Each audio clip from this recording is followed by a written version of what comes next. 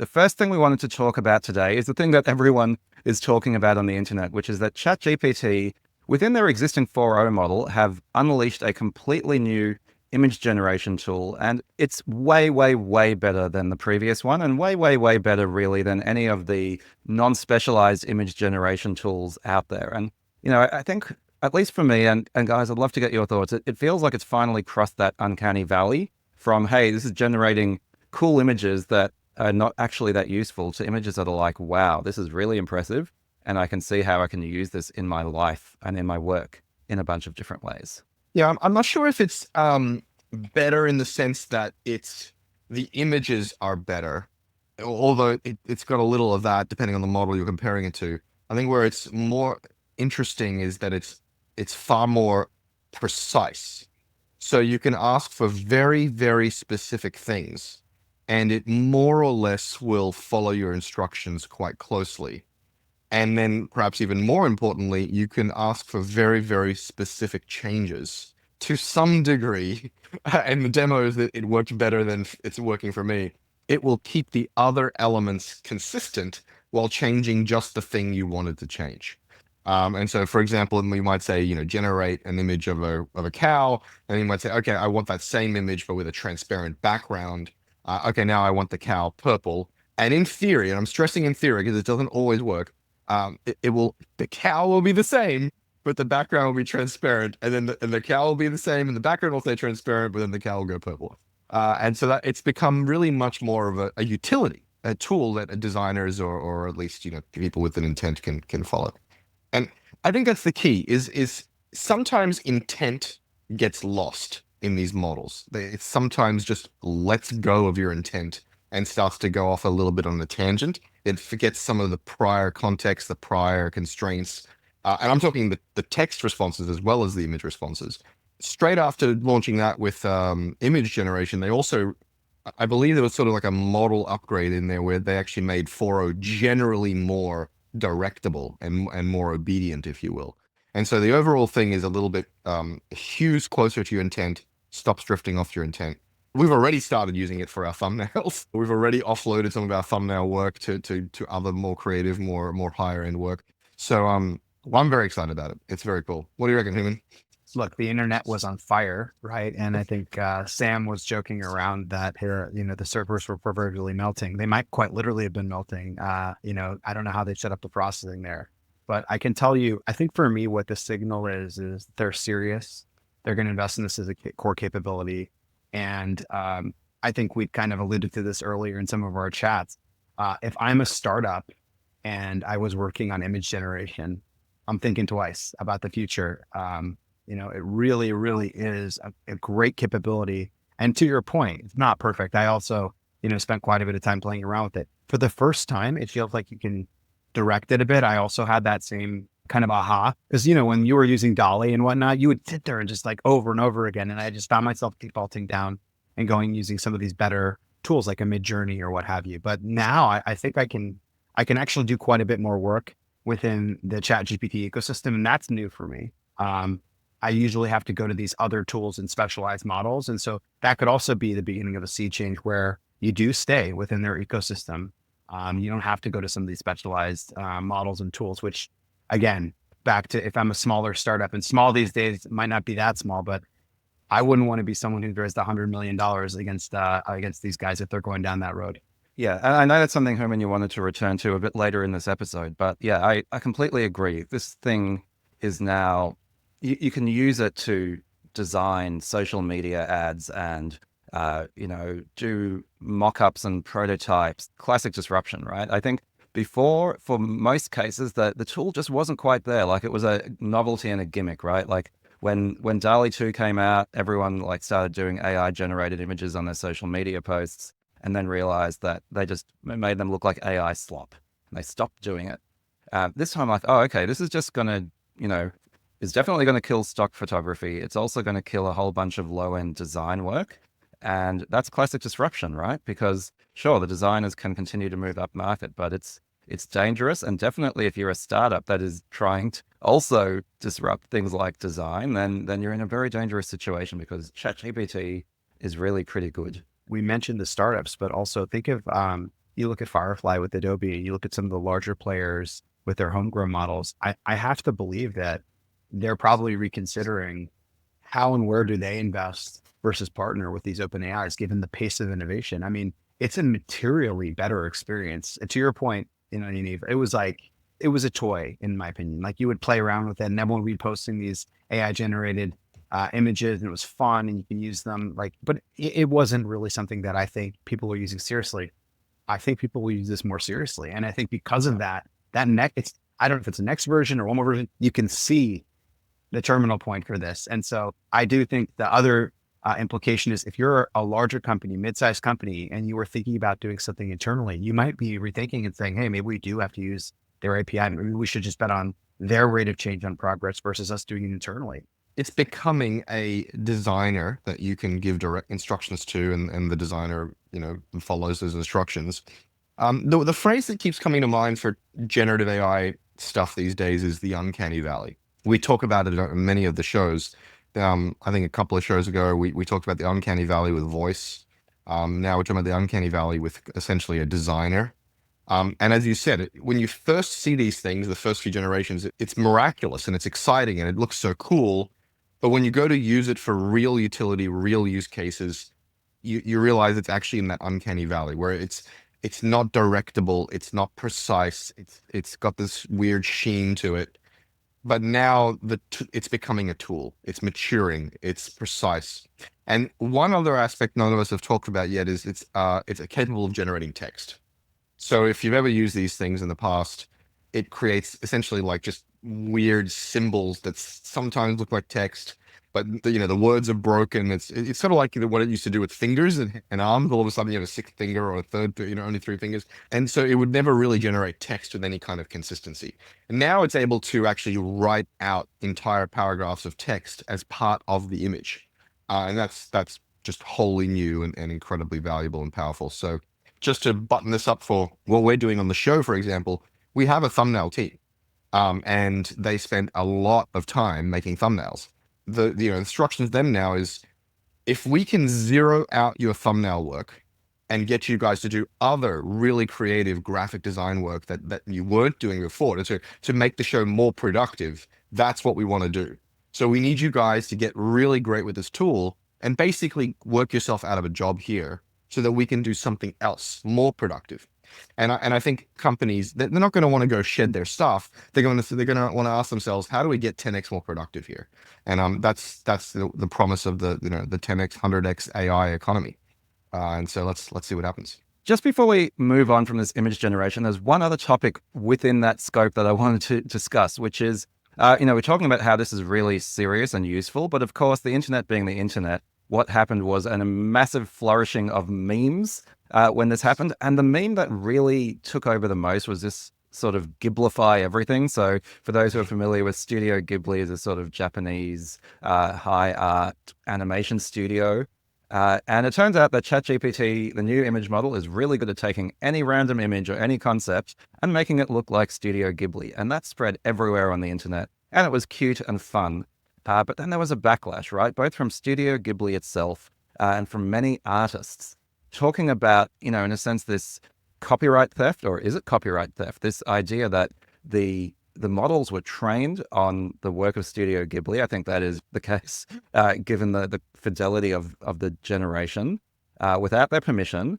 And now art is being generated in the style of Studio Ghibli. And is this cheapening art? Is this copyright theft? Is it the end of human art?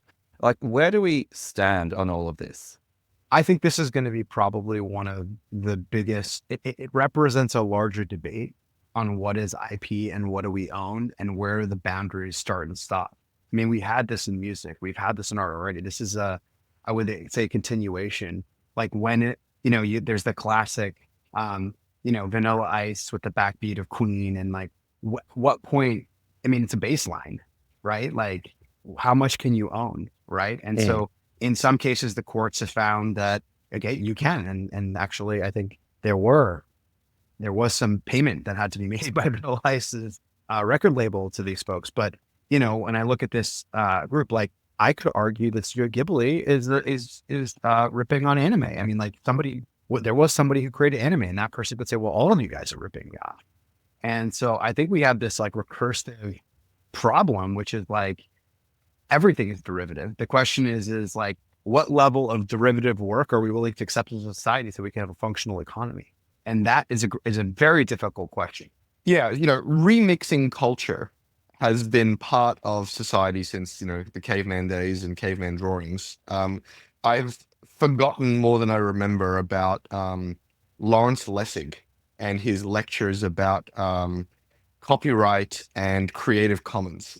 And Hooman, I don't know if you remember this phenomenon in Silicon Valley back in the Flickr days, in the Ajax and Web 2.0 and social web days. Mashups. And there was this whole culture of marking everything as Creative Commons. And this idea that Disney broke copyright and that every year Mickey Mouse was going to become public domain, they would lobby the courts, and all of a sudden copyright would extend 1 year, 5 years, 10 years. And really culture was supposed to be, copyright was supposed to be whatever, 5, 10 years. And then people got a chance to remix it. And I remember going to, I think, Lawrence Lessig's last talk about this when I was early in my Silicon Valley days. I believe it was amongst his last lectures. And if you don't know who Lawrence Lessig is, look it up. He gave this beautiful dissertation on the corrosive power of copyright and the enormous culture building power of Creative Commons and sharing and remixing. Now, if you're an artist, that all sounds like, aspirational philosophical nonsense and an excuse to steal and rip and replace. But if you're an artist, I think look into what Disney has done to copyright and what really built culture in art. And you'll find that there's another side to that story. And I'm not making any comment on whether OpenAI is in the right or in the wrong, or whether this, there should be an incentive model and a payment structure for artists. And, Sam and others have said explicitly that, hey, if you ask for something in the form of another artist, maybe there's some kind of mechanism by which that artist gets a few pennies. So I'm not saying none of this is relevant or the commercial side isn't real, but there is this broader philosophical cultural bent that's worth knowing if you're going to be in the public sphere arguing or railing against AI art. It's something, as a matter of education, you should look into it. I agree with that. And, to your point, like copyright law is not property law. Copyright law and patent law, these intellectual property laws are about balancing the inventor or the creator's right while making sure that the public domain is constantly growing so that we can all stand on each other's shoulders and produce new great works, new inventions, new art, and so on. And so, it drives me crazy when people say, copyright violation is theft. It is literally legally not theft. It's a different offense, right? And these laws are designed to balance the different needs, right? And to your point, Chris, Disney actually weaponized it for most of the 20th century to just make more money beyond really what is in the general public interest. And so I think what this actually comes down to is, for all of these artists who are very unhappy about this, they're unhappy because they're afraid that their livelihood will be taken away from them, right? That the work that they're doing, that the hard work that they're doing is no longer going to be able to make them a living. When you consider all of that, it's not about, copyright law isn't this law of nature, it's this compromise. And AI maybe changes the calculus. We need to change how copyright law works, because I think it is true that artists should be able to make money, make a living from their work. It's also true that AI, as with everything else, is just building on top of what has come before. I think it's a really interesting debate. I find whenever a debate is completely defined, the sides are completely defined by the person's background. It's like you nearly know what their opinion's going to be based on, are you an artist? Are you a tech person? Are you into AI? That means there's something fundamental. We're not having an honest intellectual debate. People are just kind of taking their side. So it's something interesting to discuss here. But it's not black and white. And I think that's really sort of a moment where this is going to come up more and more often in the future. And I think, again, just to kind of get back to the earlier point, I mean, I don't know how familiar with the whole ship of Theseus metaphor, right? And so, for those in the audience that aren't familiar with it, there's a ship, and then you replace one board. Well, we're still going to argue it's the ship, and then you replace another board. Well, it's still the same ship. Well, what if I did it really fast and I replaced all the boards? Is it the same ship? And it's the same argument that's made for, if we were to replace the human mind. And they use this type of philosophical argument. I can apply the same kind of metaphor to art, and you look at this thing, it's both. So let's say, for example, and I am a trained artist.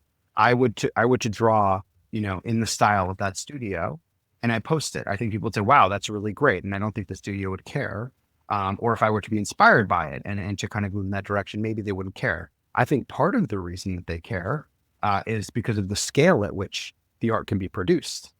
Okay. And then the second argument is, well, it's trained on my work. Well, I would argue to you, I am a neural network, Hooman, and I view your work and I was to be inspired and drive. You're not intimidated. I am trained on that work.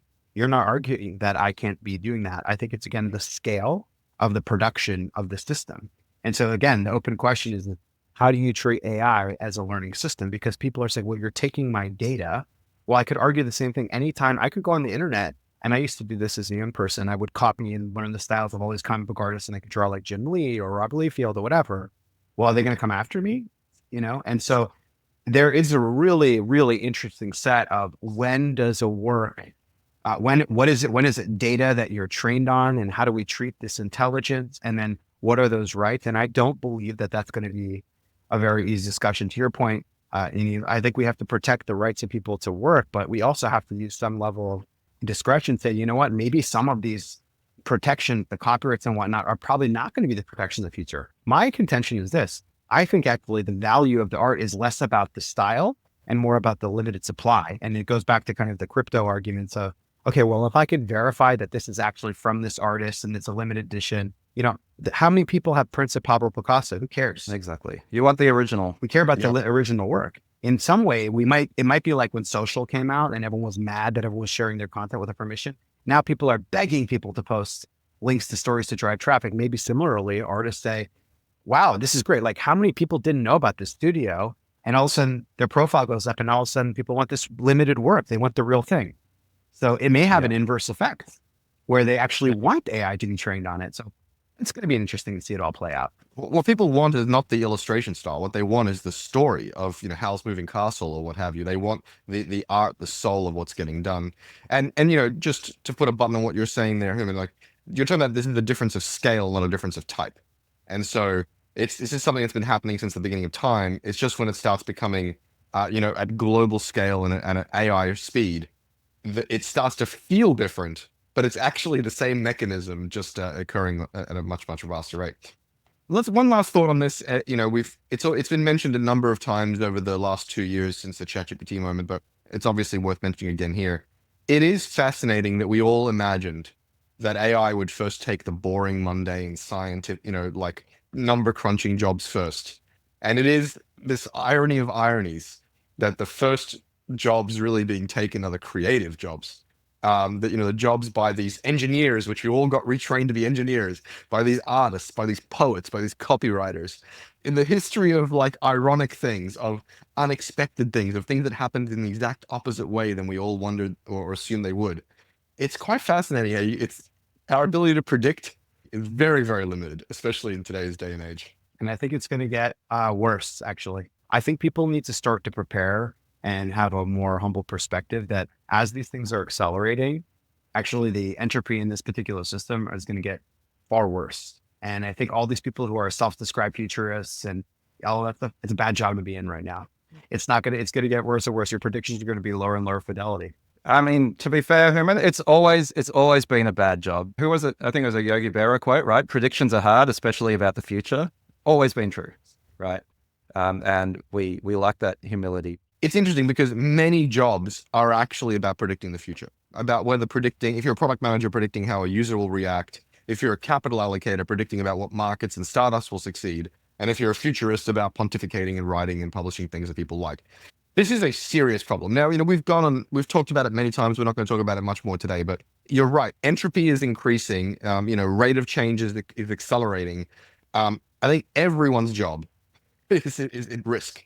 And entire civilizations and interdependencies between cultures and countries is at risk. Everything is at risk. I don't think this is an exaggeration. I don't think that's a catastrophizing to say. And so, we've talked about this many, many times. We'll move on now, but vigilance is key at the moment. If you're an operator, you're a founder, you're an investor, you're just a person in the world. Vigilance and I guess to your point, humility, right? I guess if we're saying the volatility of the future is increasing, right, we should recognize that and then adapt to it.